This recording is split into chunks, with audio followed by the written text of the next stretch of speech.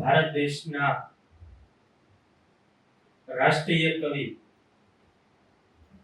કે જેમણે પોતાની કૃતિથી દેશ અને વિદેશની અંદર ખ્યાતિ પ્રાપ્ત કરી હતી તેવા રાષ્ટ્રીય કવિ રવિન્દ્રનાથ ટાગોર, જેનાથી આપણે સૌ કોઈ પરિચિત છીએ.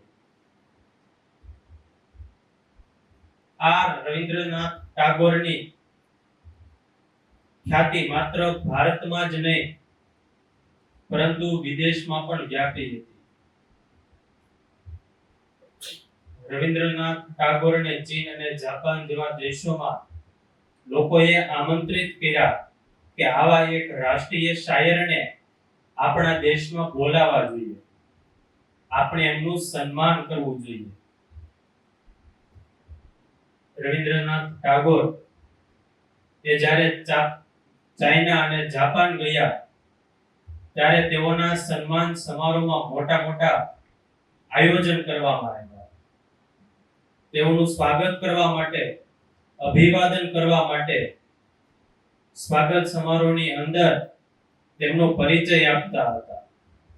હાર તોરાની વિધિ કર્યા પહેલા એ સમયે ત્યાંના જે સંચાલક હશે એ ટાગોરનો પરિચય આપતા એવું કહે છે કે આપણે એક એવા દેશના મહાપુરુષનું સન્માન કરી રહ્યા છીએ જે દેશના લોકોને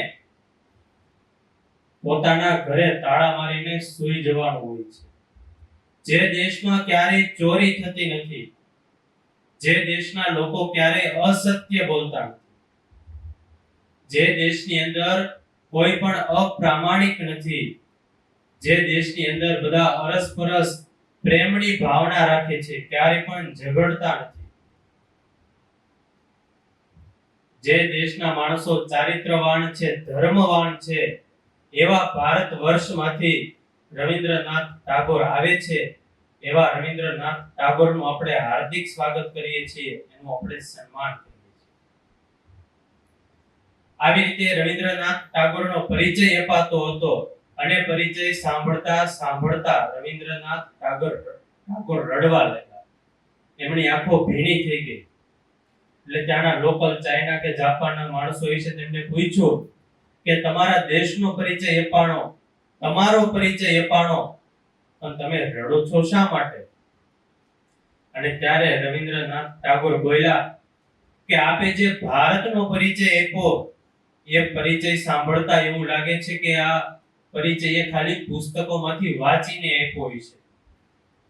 અમારો પ્રાચીન ભારતનો ઇતિહાસ તમે વાંચીને અત્યારે બોલ્યા હોય એવું મને લાગી રહ્યું છે. આજે એમાંનો અમને કાંઈ પણ જોવા મળતું નથી. તમે જે ચારિત્રની વાત કરી, ધર્મની વાત કરી, સત્ય નિષ્ઠાની વાત કરી, એ માત્ર પુસ્તકોની અંદર છે, પણ આજે ભારતની અંદર એનું જીવંત સ્વરૂપ જોવા મળતું નથી. એટલા માટે મારી આંખો આજે ભીની